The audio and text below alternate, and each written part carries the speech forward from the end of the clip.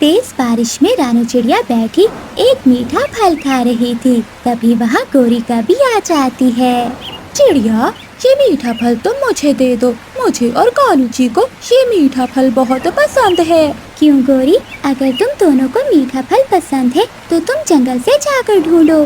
छोटी चिड़िया मेरे सामने चूं चूं करती है, मैं अभी बताती हूँ तुम्हें।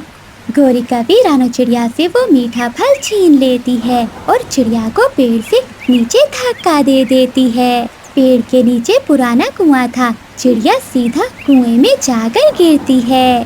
गोरी, मुझे बाहर निकालो, तुमने मुझे कुएं में धक्का क्यों दे दिया है? गोरी कभी तो मीठा फल लेकर अपने घर भाग जाती है। कालू जी उठो, जल्दी उठो, देखो मैं क्या लाई हूँ। गौरी, क्या हुआ? क्यों काय काय लगा रखी है? देखो कालू जी, ये मीठा फल खाओ और मेरी एक बात सुनो। आज मैंने अपनी सबसे बड़ी दुश्मन को खत्म कर दिया है। क्या क्या गौरी, चिड़िया को मार दिया है तुमने? हाँ कालू जी, मैंने उससे ये मीठा फल छीनकर उसे पुराने कुएं में धक्का दे दिया है। गौरी, ये तो तुमने बहुत अच्छा किया। वो चिड़िया मुझे बहुत बुरी लगती थी। रानू चिड़िया कुएं में बैठी रो रही थी। उसे भूख भी लगी हुई थी। बारिश के कारण कोई भी पक्षी उस दिशा में नहीं आ रहा था। रानू चिड़िया कुएं में ढेरों आवाजें लगाती है, मगर वहाँ सुनने वाला कोई भी नहीं था।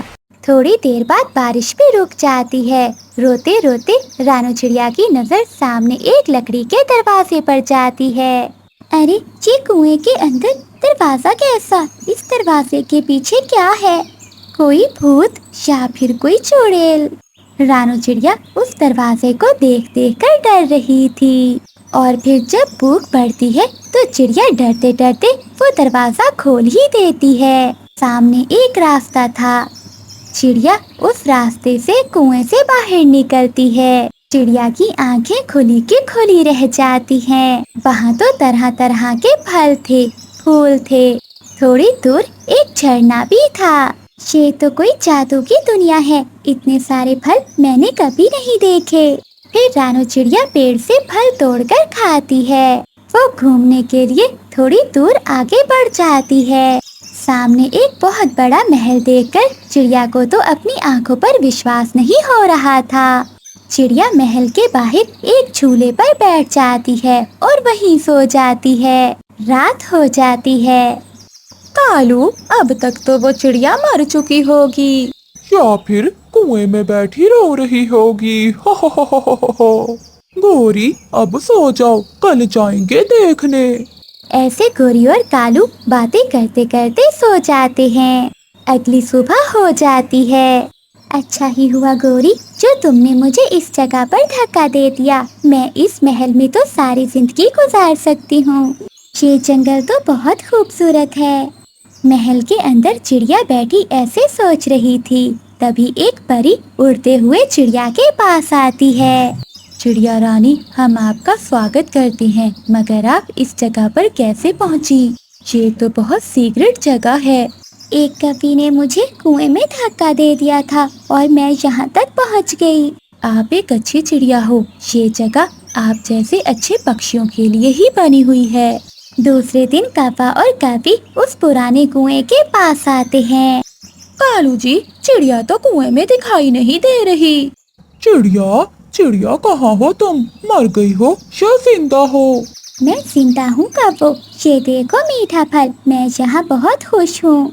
यहाँ पर मेरे खाने के लिए ढेरों भोजन है।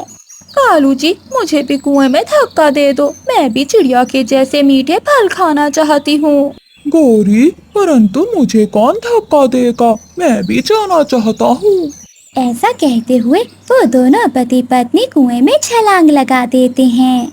चिड़िया जल्दी से दरवाजा बंद कर लेती है। कालू जी, चिड़िया ने ये दरवाजा तो बंद कर लिया। चलो हम साथ वाले दरवाजे से जाकर देखते हैं, इसमें क्या है। फिर वो दोनों कव्वे साथ वाले दरवाजे को खोल कर देखते हैं। जैसे ही वो कव्वे दरवाजे के उस पार जाते हैं तो दरवाजा खुद ब खुद बंद हो जाता है। बचाओ बचाओ बचाओ। वहाँ तो बड़ी बड़ी चुड़ैलें थी, जिन्हें देखकर उन कव्वों की तो चीखें ही निकल जाती हैं। आ जाओ काफी और काफी, मुझे तो बहुत लंबे समय से तुम्हारा ही इंतजार था। अब तुम सारी जिंदगी मेरे नौकर बनकर रहोगे। फिर कावा और काफी रोने लग जाते हैं और अपने किए पर बहुत पछताते हैं।